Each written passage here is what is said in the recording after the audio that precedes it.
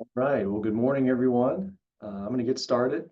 Thank you for joining the first session of Everhard Advisors University this year. My name is Clark Engel. I am one of the certified financial planners on our team. And as a reminder, you can always schedule a time to meet with us in person or virtually. Our Ohio offices are in Columbus and Dayton, and our Florida office is in Fort Myers. So we'd love to meet with you, answer your questions outside of just today's session. But we always kick off the year by talking about our basic wealth building concepts. So I presented on this topic a year ago. So if you're joining again, that's great. This would be a nice refresher for you. If it's your first time hearing some of these concepts, then hopefully there's a few things you can take away. So we're going to talk about what wealth building is not. Then we'll talk about what it is, the most common ways that people do it, and then we'll get into a Q&A at the end. All right, so what is it not? It's not exciting, it's not complicated, which is good, but it's also not quick.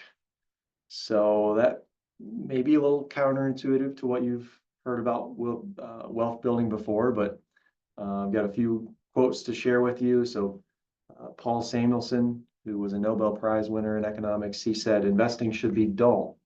It shouldn't be exciting. Investing should be more like watching paint dry or watching grass grow. If you want excitement, take $800 and go to Las Vegas. And Morgan Housel wrote a book called Psychology of Money, in that he says, when most people say they want to be a millionaire, what they actually mean is they want to spend $1 million. That's quite the opposite of actually being a millionaire. It's not complicated. Warren Buffett, famous investor, said you don't need to be a rocket scientist. Investing is not a game where the guy with the 160 IQ beats the guy with the 130 IQ. I will sometimes even see that be a detriment to somebody if they think they're smarter than your average person and can beat the market and do this quicker. Oftentimes that can actually be a detriment. And it's not quick. So Jeff Bezos said, I asked Warren Buffett, your style of investing is so simple. Why doesn't everybody just copy you? He responded, because nobody wants to get rich slowly. Also, we would say that building wealth is not the same as avoiding debt, living on a budget, and having a large income. All of those things are great, obviously. We want you to stay out of debt or only, take on good debt like a mortgage or things with a low interest rate. Living on a budget's fantastic, writing that out, figuring out what you're spending. And if you're bringing in a lot of money, that's great too, but these can help you build wealth. Just doing those things themselves are not going to build wealth for you. So we've talked about, what wealth is not. What is it? It's defined as having a great deal of money, resources, or assets. That's pretty broad, but typically you're looking at your net worth. That's commonly what's or considered, if somebody's wealthy or not. What's your net worth? And basically that is just your assets minus your debts or your liabilities. So your assets is anything that you own that has value. Your liabilities or your debt is anything that you owe to somebody else. So commonly, a debt would be if you're making a car payment or, you're making a credit card payment, you've got a balance on it, or your mortgage. Most people have a mortgage. You owe money to the bank or to the credit card company. So that's a debt that gets subtracted from what you own to figure your net worth. Typically, somebody with $1 million or more has been considered wealthy. So that may be a good activity for you, just to write down. You can do assets on the left-hand side, debts on the right-hand side. Just write out your, the value of your investments, your cash, value of your house, your cars, your business, anything that you own. Subtract out those debts and get your net worth number. So quiz for you. If a household made 75,000 a year and they saved 15% of their income and just left it in cash, put it in a coffee can, how long do you think it would take to accumulate $1 million? So figure out what your guess is. 88.9 years. So I said, you know, building wealth is not quick. We'd like it to be a little quicker than 88.9 years. Well, how is it possible then that roughly 80% of millionaires in this country are first generation? So they're not inheriting this wealth from parents, they're building it on their own. Well, and that's really this idea of compound interest. So I'd imagine most people have heard of this concept before. A lot of you are probably familiar with it. It's jokingly called the eighth wonder of the world by some people, but it's this idea that you're generating interest on your interest on your interest over time. So let's say you had $10,000 saved in your 401k. That money's invested, and you get a 10% return for this calendar year, 2025. Well, that $10,000 is going to grow to $11,000 because you got $1,000 or 10% of growth on that money. Well, you keep it invested for the next few years, contributing to it, and now you're sitting on $100,000 in your 401k. Well, if you get that same 10% rate of return, instead of the $1,000 of growth, now you're generating $10,000 of growth just because the base that you started with has gone up. So, I'll get people say to me sometimes, I feel like I'm not making any money in my investments. Well, it can be, it can seem like pretty slow growth in the early years of your career. A lot of that is made up by the growth on the back end. And it's that exponential concept where that interest is compounding on itself. So stick with it. And this rule of 72 is really great to get people excited about, growing their investments over time. But it's a math trick to basically tell you how quickly can you double your investment depending on the annual rate of return that you're getting. So you're going to take 72, divide it by your annual return, and that'll tell you the number of years to double your investment. So typically people are investing in stocks and or bonds in their retirement accounts or their brokerage accounts. A stock is ownership of a company. You're going to benefit as the share price of that company goes up over time. A bondholder, there's no ownership. It's a promise of repayment. So you're lending your money out to a company or the government or a municipality. They're going to pay that back to you with interest over time. But historically, stocks have earned about 10% a year. So if you got a 10% return, well, 72 divided by 10, it's going to take you 7.2 years to double your investment. So let's say you're 30 years old and you're going to retire at 65. So you've got 35 years, you're invested aggressively in stocks. That gives you enough time to double your money 5 times. It takes 7 years to double it. 35 years divided by 7 would be 5. So if you're sitting on, let's just say you're just sitting on $10,000 right now and you're 30 years old. Well, that 10,000 is going to grow to 20,000, 40, 80, 160, 320,000 would be 5 doubles by the time you hit 65. That's with you never putting another dollar toward the account. Of course you're going to be contributing to it over time, but it's impactful to kind of play this scenario out for yourself. Maybe you just have time for 1 double, but that's going to be enough for you to be able to retire. Well, you're invested, in some bonds or a little more moderate, maybe you're getting a 6 or 7% return. It's going to take you about a decade to double that investment.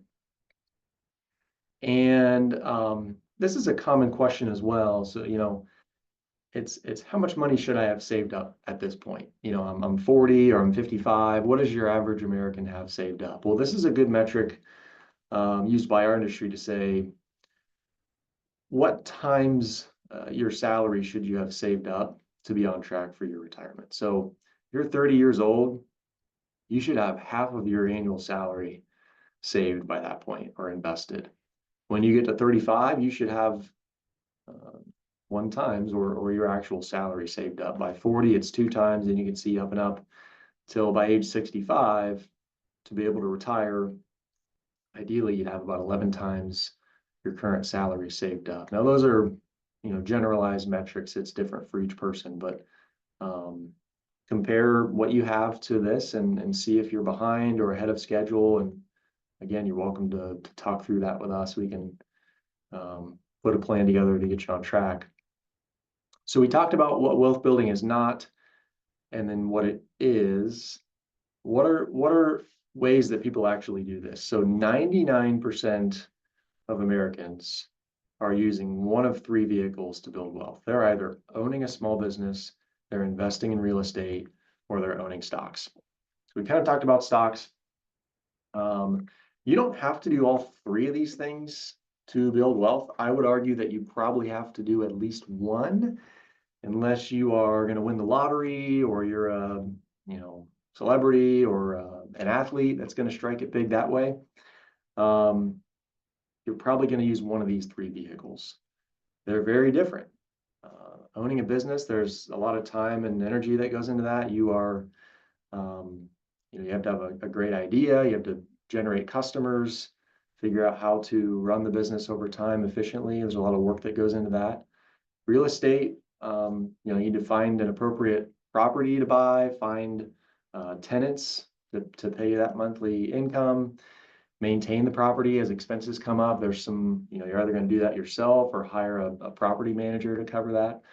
Stock investing, I would say, is the simplest way to build wealth. You are really not doing any work other than just, buying the companies that you own. You don't have to run the company. You just own it inside of your investment portfolio.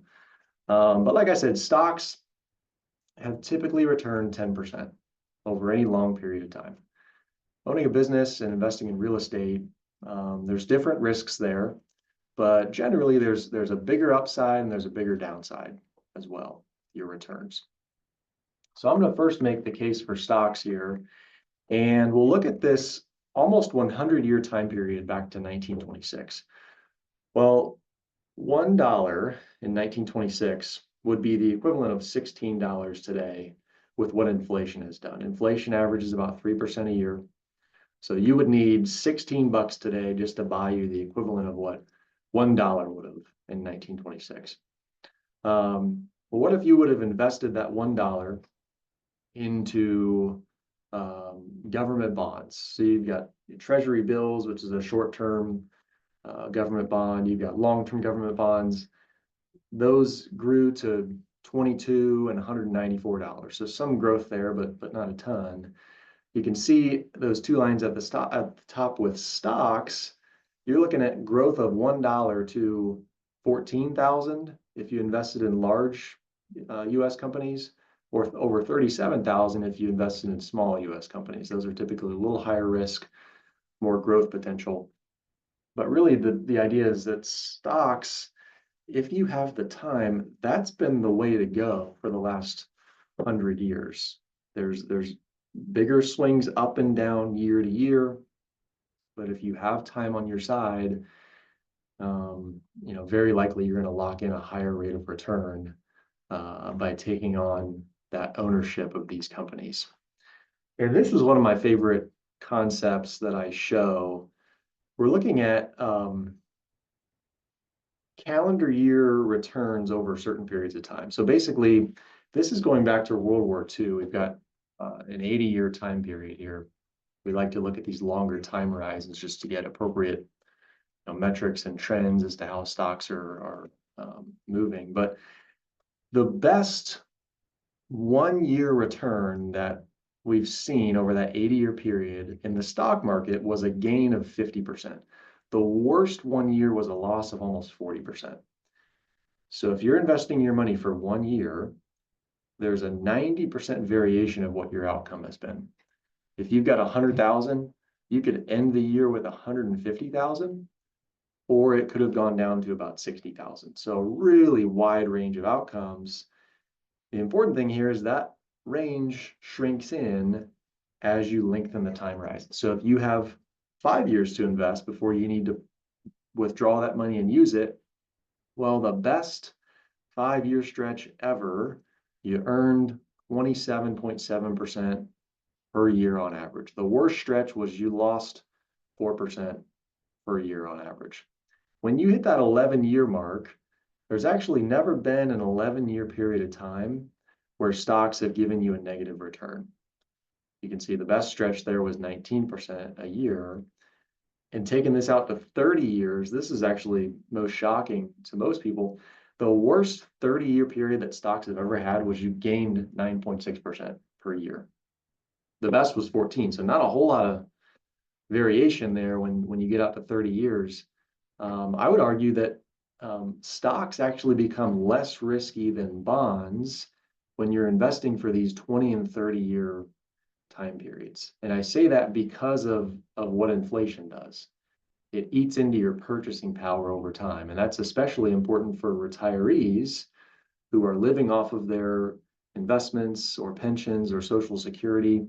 Well, your cost of living is going to keep going up each year. It's appropriate to, still keep some of your money in stocks, but especially while you're saving for retirement, we want to have ownership of these companies because that is what has proven to outpace inflation by the most over time. So $10,000, if you would have invested that in stocks 40 years ago, you're sitting on 724,000. Well, if you would have invested that into short-term bonds 40 years ago, it only grew to 37,000. So huge difference in the ending outcome there. In the last 98 years, this is a look at where every single calendar year has fallen based on its return. So really poor years on the left, really great years on the right. You can see most of these years fall into the negative 20% to positive 40% window, with 3 out of 4 being positive and 1 being negative on average. So it's normal to see recessions every 5 or 10 years. And honestly, we see a correction, which is labeled as a decline of at least 10%. We see that on average every year. So it's really common to see these ups and downs in the market. But again, stressing this point of you want to participate in the stock market. You're owning these great, American and international businesses that have proven they tend to increase their profits over time, and that's a benefit to the shareholder. So simple formula here for generating wealth by owning stocks: live beneath your means, create that budget. Like I said, it can be really simple, just writing it on, using pencil and paper. You can use Excel or use an online program, but create that budget, live beneath your means, invest the difference in a diversified portfolio of stocks, and then just do that for a long period of time. Stay invested.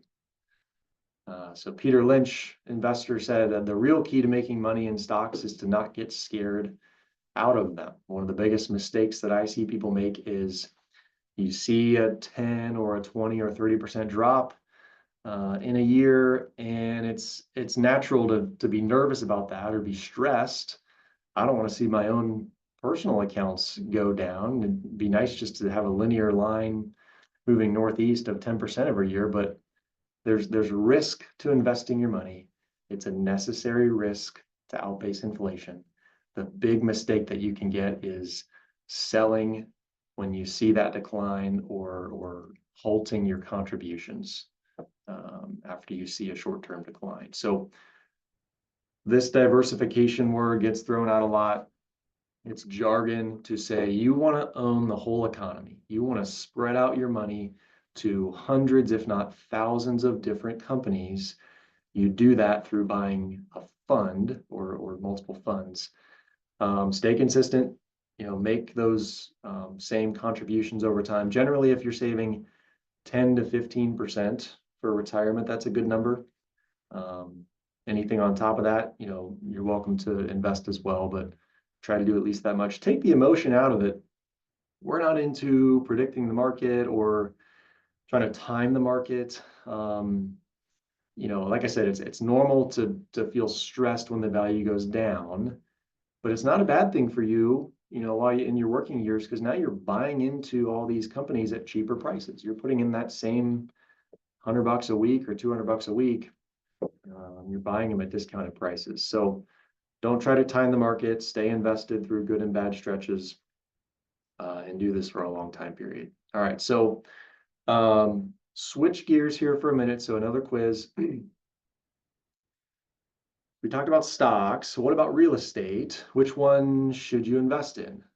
Well, this graph is showing us the average U.S. home price since 1987, looking at every year since 1987.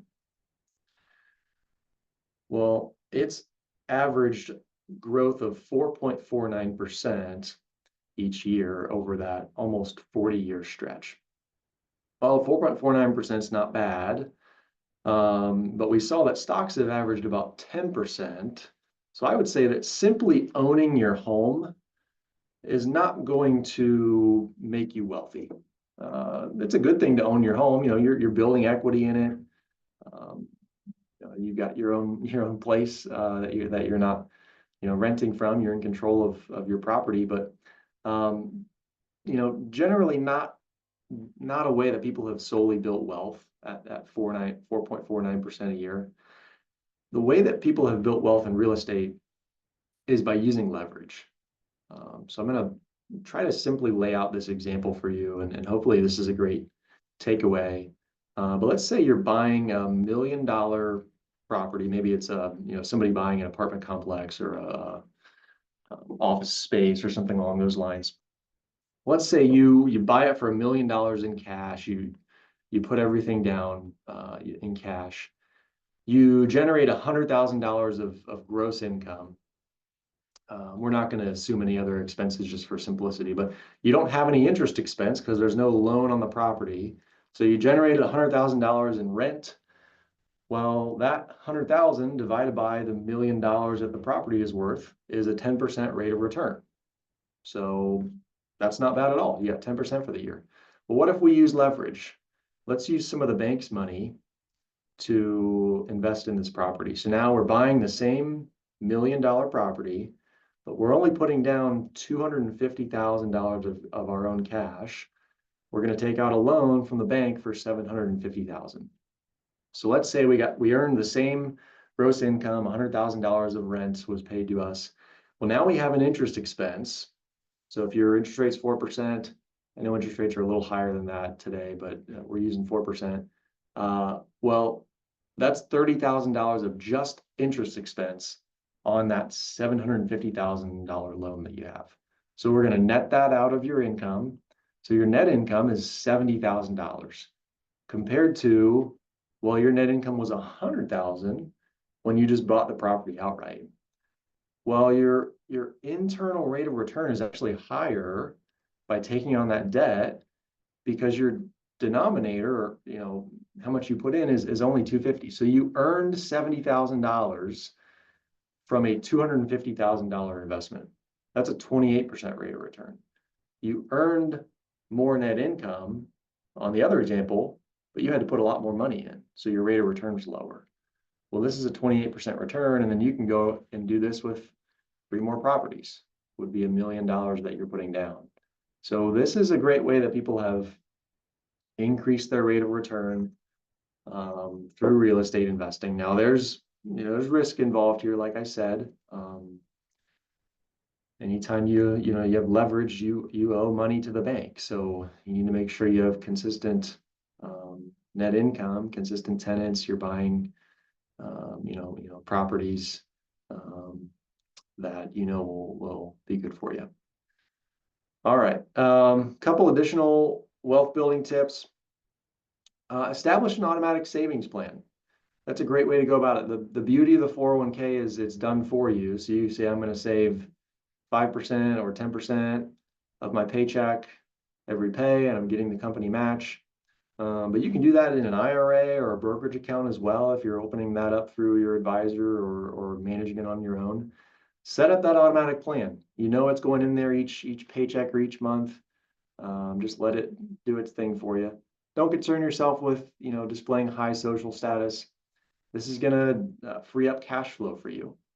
Our one of our first examples at the beginning was being a millionaire is not spending $1 million, it's having $1 million. So you can look really wealthy on the outside. You got a nice car, a nice house, nice things, but you might be sitting on $30,000 in credit card debt. You got a personal loan. You can't afford your home because your mortgage is too high. Well, you can have a lot of peace and confidence inside if you know, hey, I can make these debt payments each month because I'm not stretching myself too thin. Let that rule of 72 guide your decisions. So am I investing in something that is going to grow my assets at a higher rate than something else? What's the risk there? And manage your debt and watch big purchases. Just make sure you're thinking that through with you and and your spouse if you're making those big purchases. So we talked all about wealth today, but why are we building wealth? What's the purpose here? Few common reasons why people build wealth. One is financial freedom. You don't have to rely on any other person or organization or the government to have enough money to live on. You can be just dependent on yourself. Saving for retirement. Most people want to stop working someday. And when that day comes and you're no longer receiving a W-2, well, where's that money each month coming from? It's not going to be solely from Social Security. Your average benefit there is about $1,900 a month. For most people, that's not enough to live on. So unless you're expecting an inheritance where you've got, rental properties that you generate income off of, for most folks, it's, have I built up my investments enough to where I can draw monthly income off of that? If you want to be charitable, we would say, it's great to build up more wealth over time so that you can give it away. It's a great cause. And then leaving a legacy, leaving money behind to kids or family or friends is another reason as well. All right, so covered everything I wanted to there in 30 minutes. I'm going to open it up for Q&A. So go ahead and type something in the chat if you'd like. I will stick around as long as needed. If you want to stick around too, that's great. If you need to jump off, that's fine. Thank you for listening. This is a QR code for our webinar next month on navigating the home buying process. So you can scan that right now and register if you'd like. And then I've got this year's full calendar on here as well, where you can sign up to be a member of the university program if you're not already.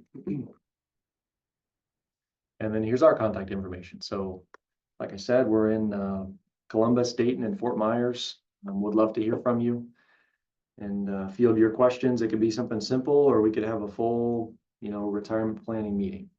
So call us, email us, we'll get back to you. All right, I'm going to open it up for questions. Just using the chat today, so feel free to type anything that you'd like in the chat, and I will address it.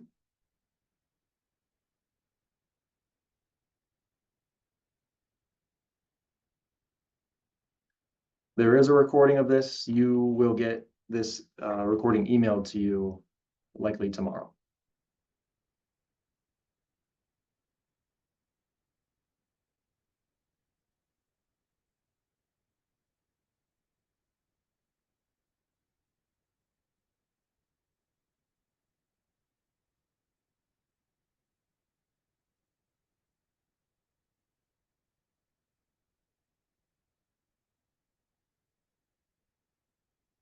Here's the calendar for anybody that needs it. I know we've got some questions out there, so no dumb questions.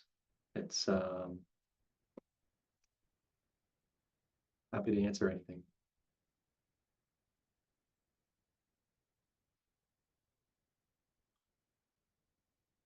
I see a couple raised hands.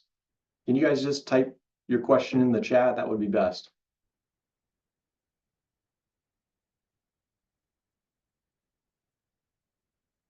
Oh, chat is disabled.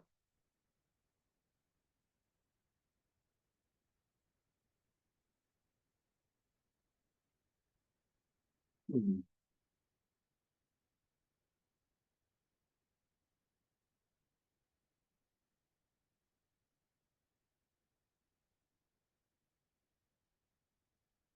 Okay, you're telling me the chat is disabled, only the Q&A is working. Can you just make sure that you're clicking on the Q&A option when you're typing your question in?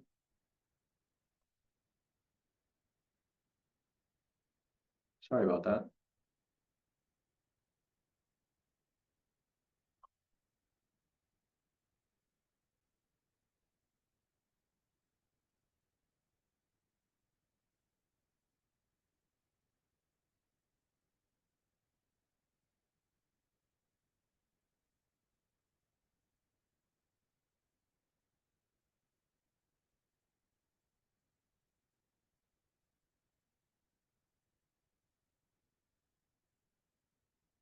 There's no cost to set up a meeting with us.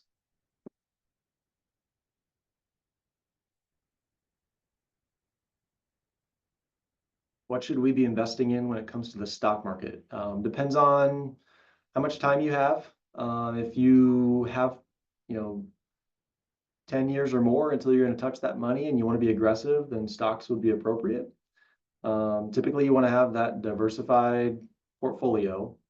So, that would be a mix of large US companies, medium and small sized ones. You'd own international. You may have some real estate, emerging markets in there. Typically the staple of your investment is going to be an S&P 500 fund that just owns the 500 largest companies in the US. But typically 5 to 10 funds is a good amount to own in total. That's going to give you exposure to thousands of companies. So maybe if you're using a Vanguard or Fidelity platform, you can use their funds, which are low cost, and use an S&P 500 fund, large cap, mid cap, small cap, international. Would be great. I'm 61 and I want to max out my 401k contribution. How much can I put in for 2025? Great question. There's actually a updated limit for people in your age range for this year. So anybody between the ages of who's turning 60 to 63 this year, which you would fall into, your limits, including catch up, is I believe it's 34,250. So I'll kind of break this down. Anybody under the age of 50, your limit is 23,500. Anybody 50 or older, your limit is 31,000 for the year because you get the catch up. Just the ages between 60 and 63, if you're turning that age for this year, you get an additional catch up. I believe it's 34,250. I have a decent emergency fund and a money market savings, contribute a good percent to 401k and HSA. Great. If I want to invest additional funds for a 1 to 2 time frame to try to earn a little more on those, what's your best recommendation? I'm assuming you mean 1 to 2 year. Oh yeah, 1 to 2 year time frame. Additional funds for a 1 to 2 year time frame. I wouldn't invest that money in stocks if you only have 1 to 2 years, because there's a good chance you're going to earn money on that, but there's a good chance it's going to decline over that short period of time. So if it's only a year or two, you're probably looking at some sort of cash vehicle or maybe a short-term, government or corporate bond. So, I typically don't recommend CDs unless you know for certain that you're not going to use this money for a certain amount of time. You could get a CD, maybe at 3 to 5% yield right now. The money market is probably the best place to still park that cash if it's just 1 to 2 years. I'm looking at the app and my rate of return is 4%. Should it be closer to that 10% you mentioned with changes, I assume? So we're early in the year, so the 4% number may be a year to date, which would just be for 22 days in January. That's likely why you're seeing that. Those last 2 years have been great in the stock and bond markets. So most people have had greater than a 10% return, but that's probably what's happening there. With an ESOP, do you include that as part of the 10 to 15% retirement contribution? It can be some of it. I wouldn't want, all of your retirement savings going into the ESOP. One, your all of your money is sitting in ownership of one company, which can be high risk. You don't know how it's going to perform. It may do really well, but it could perform poorly. It's great to have the option of an employee stock ownership program, but probably want to have some additional going toward a diversified investment there. Recommend 401k reconfig when a few years from retirement. Yeah, typically. So if you're more than 10 years away from retirement, you can be as aggressive as you want, because we saw there's never been an 11-year period of time or greater where stocks have given you a negative return. So you have that amount of time and you're comfortable with it. I say comfortable because the worst thing you can do is be aggressive, see a short-term decline, and then sell your investments and go conservative. Then you're locking in your losses. But yeah, typically you want to reduce that risk slowly over time. So maybe when you get inside 10 years, bump it down to 80% stock and 20% bonds would be moderately aggressive. And then when you're near retirement or actually retiring, oftentimes a 60-40 stock to bond mix makes sense. That would be moderate.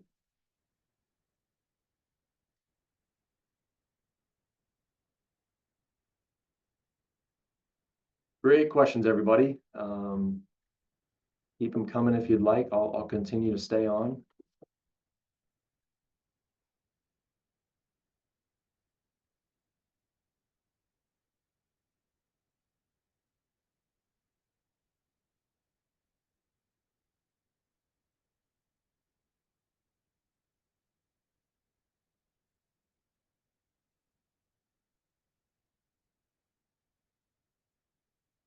What's the money market at right now, roughly, to invest? It's going to vary depending on what bank or firm that you have it with, but money market may be yielding 3 to 5% at the moment.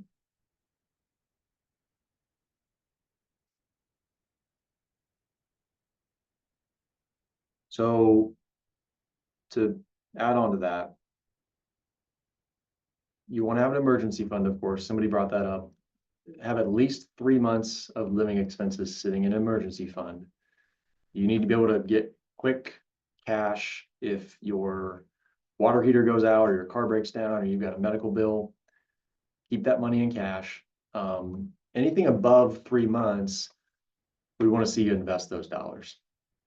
So then it depends on the time horizon. If it's investing for retirement, let's be aggressive if you have the time. If you're investing for a down payment on a house a few years from now, that's where we probably want to own a mix of stocks and bonds, something a little more conservative because the time is shorter. What you want to avoid is, I've got $100,000 sitting in this money market that I don't plan to use for a long time. I'm just scared of the stock market right now. That you're betting against history for the last 100 years. You may guess right, but then you've got to guess right a second time to know when to reinvest those dollars. And you have to consistently time the market for decades to beat it. So it's nearly impossible.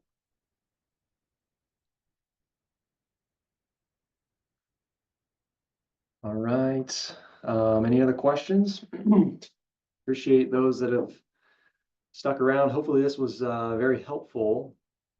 Sorry about the chat box, but it looks like the Q&A box is working just fine. So If you did not get your question answered, please just shoot us an email, help@everhardadvisors.com, and we will get back to you quickly. Happy to answer any questions you've got.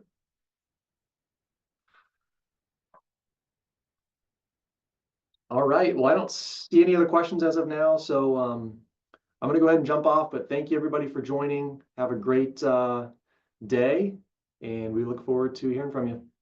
Bye.